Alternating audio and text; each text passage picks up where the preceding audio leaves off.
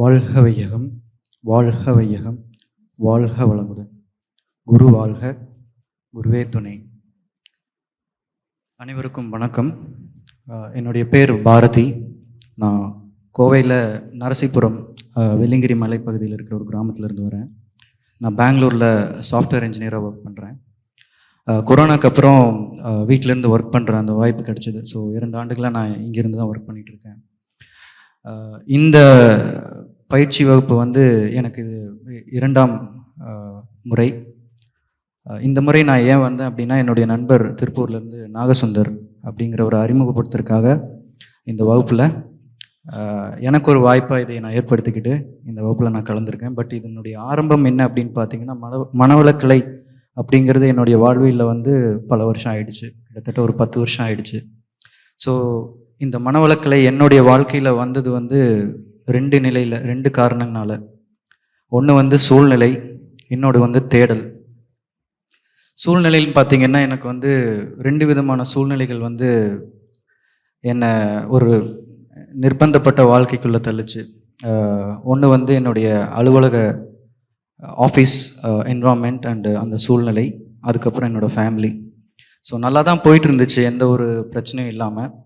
So ஒரு ஸ்டேஜில் பார்த்தீங்க அப்படின்னா வந்து ஆஃபீஸில் வந்து ஒர்க்லோடு வந்து கொஞ்சம் கொஞ்சமாக ஜாஸ்தியாக ஆரம்பிச்சிருச்சு. ஸோ சராசரியாக 8 மணி நேரம் பணி அப்படிங்கிற மாதிரி இருந்தது மாதிரி ஒரு நாளைக்கு வந்து 10 மணி நேரம், 12 மணி நேரம், 13 மணி நேரம், 14 மணி நேரம்லாம் தொடர்ச்சியாக ஒர்க் பண்ணுற மாதிரியான சூழ்நிலைகள் வர ஆரம்பிச்சிருச்சு. அதே நேரத்தில் வீட்டில் வந்து என்னுடைய தந்தைக்கு வந்து உடல்நலம் சரியில்லாமல் போயிடுச்சு. ஸோ எனக்கு வந்து எப்படின்னா, ஒரு நாளைக்கு 24 மணி நேரம் அப்படிங்கிறது வந்து பத்தாம ஒரு நிலை மாறிடுச்சு. ஸோ ஒரு நாள் 2 நாள் இப்படி இருந்தால் தெரிஞ்சிருக்காது, ஒரு வாரம் இருந்தது கூட தெரிஞ்சிருக்காது, ஒரு மாதம் இருந்தால் கூட தெரியாது. பட் ஆனால் இது வருஷக்கணக்கில் ஒரு பெரிய தொடர்ச்சியாக மாறிடுச்சு. அப்போ என்னாச்சுன்னா, கொஞ்சம் கொஞ்சமாக என்னோட ஹெல்த் வந்து டிட்டோரியேட் ஆரம்பிச்சிருச்சு. ஸோ அது வரைக்கும் கான்ஃபிடண்ட்டாக லைஃப்பில் எல்லா விதத்துலேயும் சக்ஸஸ்ஃபுல்லாக ஹேண்டில் பண்ணேன்னா, ஃபேமிலி ஆஃபீஸ் அப்படின்னு வரும்போது ஜஸ்ட்டு வந்து அப்படியே வந்து ஸ்லிப் ஆகிட்டேன். ஏன்னா ரொம்ப லோடு, எதை பேலன்ஸ் பண்ணுறது? ஏன்னா 2மே ஹெவியான லோடாக மாறினப்போ அந்த பேலன்ஸ் வந்து போயிடுச்சு. ஒர்க் லைஃப் பேலன்ஸ் வந்து ரொம்ப கரப்ட் ஆகிடுச்சு. ஸோ இதனால் என்ன ஆயிடுச்சுன்னா, பர்சனலாகவும் என்னை வந்து ரொம்ப அது அஃபெக்ட் பண்ணிடுச்சு. ஸோ ஃபிசிக்கலாக வந்து நிறையா காஃபி குடிக்க ஆரம்பிச்சிட்டேன். ஏன்னா தொடர்ச்சியாக 5 நாள்கள் வேலை செய்வோம், 16 மணி நேரம் குறைந்த தூக்கத்தில். வீக்கெண்டில் வந்து சென்னையில் அப்போ ஒர்க் பண்ணிட்டு இருந்தோம். கிளம்பி ஏன்னா அப்பாவுக்கு உடம்பு சரியில்லாதனால எந்த நேரத்தில் ஃபோன் ஒரு எமர்ஜென்சி கால் வரும்னே தெரியாது. ஸோ அப்போ டிக்கெட்லாம் ரிசர்வ் பண்ணியிருக்க மாட்டோம். ஸோ ஒன்று நீங்கள் ஃப்ளைட் பிடிச்சி வர மாதிரி இருக்கும், அந்த நேரத்தில் ஃப்ளைட் இருக்காது. இல்லைனா வந்து நீங்கள் ரிசர்வ் பண்ணியிருந்தால் தான் உங்களுக்கு அந்த நேரத்தில் டிக்கெட்ஸ் ஃப்ரீயாக இருக்கும். பட் சம்டைம் ஜென்ரலியே வருவோம். சில நேரம் அந்த இருக்கிற கூட்டத்தினால டிக்கெட்டே எடுக்க முடியாத சூழ்நிலையிலலாம் ஃபைன் கட்டி நான் ட்ராவல் பண்ணி வந்திருக்கேன். அந்த மாதிரி நேரத்தில் நான் ரொம்ப வந்து என்னுடைய மனம், உடல் ரொம்ப பாதிக்கப்பட்டுச்சு. ஸோ இது எல்லாமே என்னை வாழ்க்கையில் ஒரு மாதிரியான தேடலில் கொண்டு போய் நிற்க வச்சிருச்சு. ஸோ அந்த தேடல் எந்த மாதிரி எப்படி இருந்தால், எதுக்கு இந்த சஃபரிங்? இது வந்து ஏன் எனக்கு வரணும்? மற்றவங்க எல்லாமே வந்து பல சௌகரியம் இல்லாமல், வாய்ப்புகள் இல்லாமல் இருக்கிறவங்க கூட மன நிம்மதியான குடும்பங்கள் இருக்குது. ஏன் எனக்கு மட்டும் இந்த கஷ்டம்? அப்படிங்கிற மாதிரியான உள்ள ஒரு பெரிய தேடல் வர ஆரம்பிச்சிச்சு. ஆனால் இந்த எனக்குள்ளே ஓடுற சில விஷயங்களை வந்து நான் வெளியில் யார்கிட்டையுமே ஷேர் பண்ணிக்க முடியல. என்ன காரணம்னா, எனக்குள்ளே எழுந்த கேள்விகள்லாம் ரொம்ப யதார்த்தமானதாக இல்லை. அதாவது வந்து அந்த சூழ்நிலையில் நான் இதையெல்லாம் பற்றி வெளியில் போய் யாருக்கிட்டையும் பேசியிருந்தேன்னா என்னை பைத்தியக்காரன்னு சொல்லியிருந்திருப்பாங்க. ஸோ அந்த மாதிரியான கேள்விகளாக தான் இருந்தது. ஆனால் அதை வந்து அந்த சுமைகளை குறைக்கிறதுக்காக கோயிலுக்கு போக ஆரம்பித்தேன். ஸோ கோயில்களுக்குள்ளே போனால் அந்த சுமைகளை வந்து நீங்கள் இறைவனிடம் இறக்கி வைங்கள் அப்படின்னு சொல்லுவாங்க. உங்களுக்குள்ளே என்ன பாரமாக இருந்தாலும் சில நேரம் யாருக்கிட்டையும் ஷேர் பண்ண முடியல. ஏன்னா வீட்லேயும் ஷேர் பண்ண முடியாது. அம்மா வந்து ஆல்ரெடி அப்பாவுடைய உடல்நிலை காரணமாக வீட்டில் எல்லோரும் சஃபர் ஆகிட்டு இருக்காங்க. ஆஃபீஸில் வந்து சூழ்நிலை சரியில்லை, நல்ல நண்பர்கள் அமையல, கெட்ட பேர், இந்த மாதிரியான விஷயங்கள்.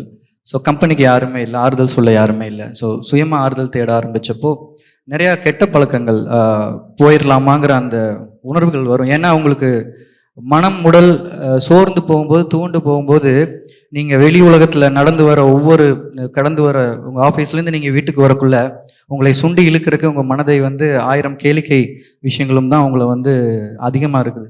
ஸோ இருந்தாலும் எனக்குள்ள ஒரு விஷயம் என்னென்னா, நம்ம இதுக்குள்ளே சிக்கி போயிடக்கூடாது அப்படிங்கிற ஒரு உறுதி இருந்துச்சு.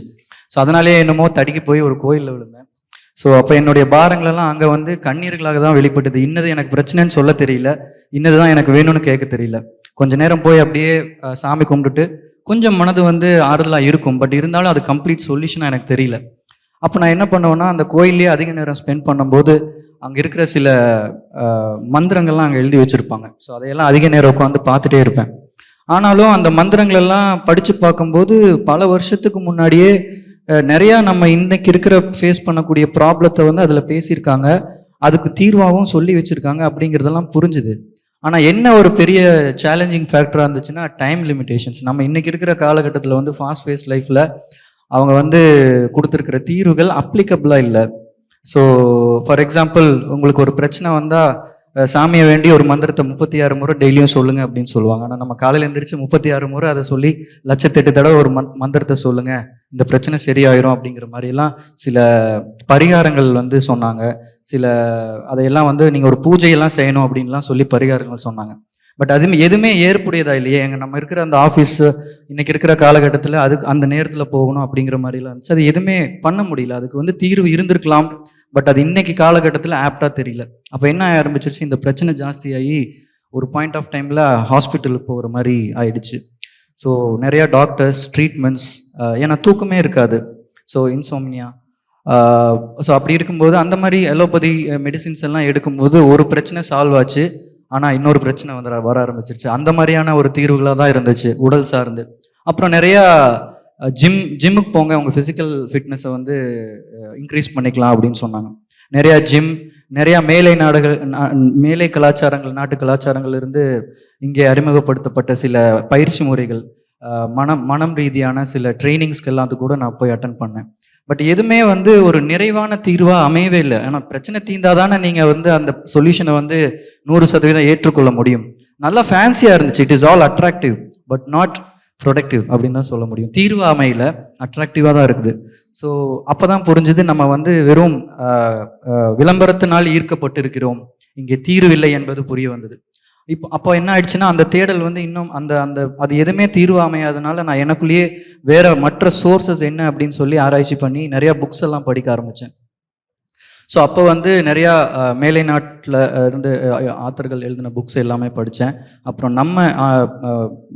நம்மளுக்கெல்லாம் முன்னாடி வாழ்ந்த நிறையா சித்தர்கள், ஞானிகளோட புக்ஸ் எல்லாம் படிக்கும்போது ரொம்ப ஒரு இதுவரைக்கும் நான் வாழ்க்கையை புரிந்து வைத்திருந்த சில கோணங்களில் வேறு விதமான பரிமாணங்களை அவர்கள் வந்து ஓப்பன் பண்ணாங்கன்னு நான் சொல்லணும். ரொம்ப வந்து மலைத்து போகிற மாதிரியான இருந்தது. ஸோ எல்லாமே ரொம்ப அக்செப்டபுளாக இருந்தது, கன்வின்சிங்காக இருந்தது. பட் அந்த பயிற்சியெல்லாம் நம்ம வந்து நம்மளே செஞ்சுக்கிற முடியக்கூடியதாக இல்லை. அதுக்கு சரியான குருமார்கள் தேவை. நீங்கள் அவங்கள போய் ஃபஸ்ட்டு கண்டுபிடிச்சி அதே நாளில் நீங்கள் போன உடனேலாம் அவங்க சொல்லி கொடுத்துட மாட்டாங்க, அதையும் அவங்க எழுதி வச்சுருக்காங்க. ஸோ அந்த மாதிரி கால சூழ்நிலையும் நம்ம வாழலை. அப்போ என்ன பண்ணேன்னா, எனக்கு தெரிஞ்ச நிறையா யோகா இன்ஸ்டியூட்ஸு அங்கே இருக்கிறதெல்லாம் நான் போய் நிறையா யோகா கிளாஸஸ் எல்லாம் அட்டன் பண்ணேன். பட் அதெல்லாம் எப்படி இருந்துச்சுன்னா, மோர் ஆர் லெஸ் லைக் உங்களை ஃபிசிக்கல் பாடி தான் ட்ரெயின் பண்ணாங்க. 1.5 மணி நேரம் பயிற்சி, 2 மணி நேரம் பயிற்சி நீங்கள் எடுத்தீங்க அப்படின்னா வந்து ஃபைனலாக நீங்கள் அந்த பயிற்சி முடித்து வீட்டுக்கு போகும்போது மறுபடியும் படுத்து தூங்கிடலாங்கிற உணர்வு தான் வரும். ஸோ நீங்கள் பயிற்சி பண்ணி எக்ஸாஸ்ட் ஆனீங்க, உங்கள் எனர்ஜி வந்து ட்ரெயின் ஆயிடுச்சு.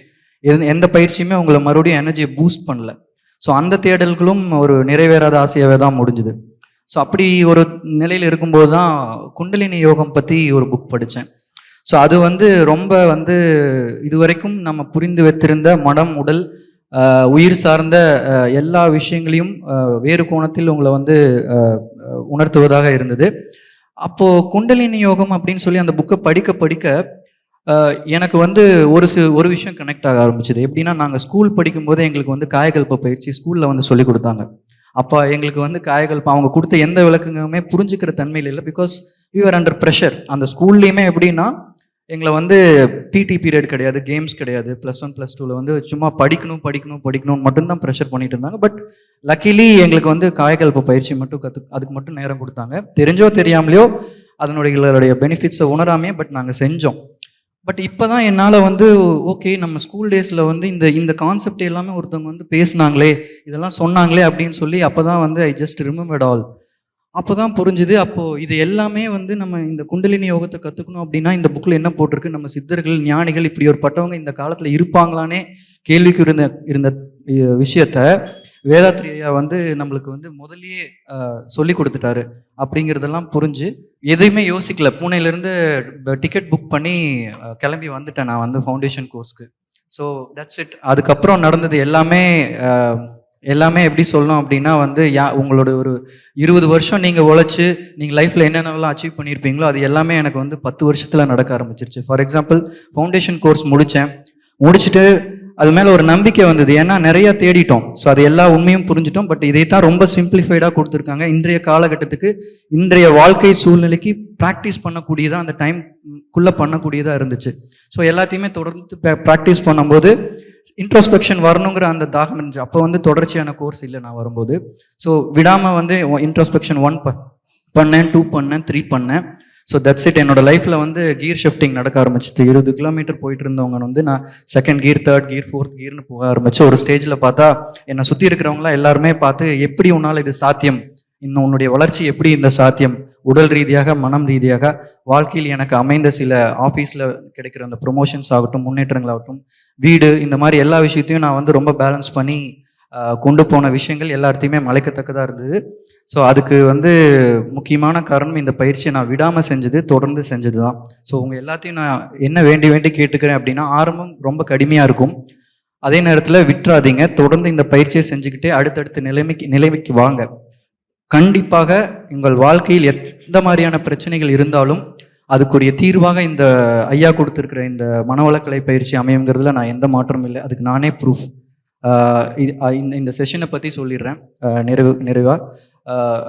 இந்த 5 நாள் நம்மளுக்காக வந்து எல்லா விதமான கண்டென்ட்டையும் ரொம்ப ஷார்ட் அண்ட் ஸ்வீட்டாக நம்மளுக்கு ப்ரெசென்டபிளாக, ஏன்னா நிறையா கண்டென்ட் என்ரிச் ஆகிருக்கு. நான் வந்தப்போலாம் இவ்வளோ புரிகிற விதமாக இல்லை. பட் இப்போ வந்து பார்க்குறேன் ரொம்ப சிம்பிளிஃபை பண்ணியிருக்காங்க. ரொம்ப ஸ்டாண்டர்ட்ஸ் வந்து இம்ப்ரூவ் ஆகிருக்கு. So I think this batch is so பிளஸ்டுன்னு தான் நான் நினைக்கிறேன். ஸோ அதுக்கு வந்து நான் எல்லா ஆசிரியர்களுக்கும் என்னுடைய மனமார்ந்த நன்றியை தெரிவிச்சுக்கிறேன். அதை தாண்டி எப்போவுமே ஆலியார் வந்து ஒரு குட் ஃபீல், அதாவது வந்து தாய் வீடு மாதிரி இருக்கும். உள்ளே வந்தாலே எவ்வளோ ப்ரெஷர் இருந்தாலும் கொஞ்ச நேரத்தில் அது எல்லாமே உங்களை எப்படி போகுதுன்னே தெரியாது. ரொம்ப ரிலாக்ஸ்டாக ஃபீல் பண்ணுவோம், மன அமைதியோடு இருப்பேன். சேம் திங் வந்து 5 நாளில் அந்த வீடு உலகம் வெளி உலகத்தையே மறந்துட்டோம். அதை தாண்டி இங்கே ரொம்ப நம்மளை வந்து ஒரு போற்றக்கூடிய ஒரு விஷயம் என்னென்னா உணவு பழக்கம். வெளியில தான் சாப்பிடுவோம், எத்தனையோ நல்ல நல்ல ஹோட்டலுக்கெல்லாம் போய் சாப்பிடுவோம். ஆனால் இவ்வளோ ஒரு உயிர்த்தன்மையோட உணவு இருக்காது. எப்போவுமே அது நம்மளை வந்து ஒரு மாதிரி இருக்கும். ஸோ அதுக்கு நன்றி. அதே மாதிரி ஃபெசிலிட்டிஸ், இந்த இந்த இந்த கேம்பஸில் கடைநிலையில் ஊழியர்கள் முதற்கொண்டு முதல் கட்டத்தில் இருக்கிற அனைத்து ஸ்டாஃப்ஸ் அண்ட் ஃபேக்கல்ட்டிஸ்க்கு என்னுடைய மனமார்ந்த நன்றிகள், இப்படி ஒரு சூழ்நிலைகளை உருவாக்கி கொடுத்ததுக்காக. கண்டிப்பாக நீங்கள் எல்லாரும் உங்கள் குடும்பமும் எல்லா வளமும் குருவர்களால் இயற்கை பேராற்றலினால் உடல் நலம், நீலாயுள், நிறை செல்வம், உயர்ப்புகள் பெற்று வாழ்க என்று வாழ்த்தி வாய்ப்புக்கு நன்றி கூறி விடைபெறுகிறேன்.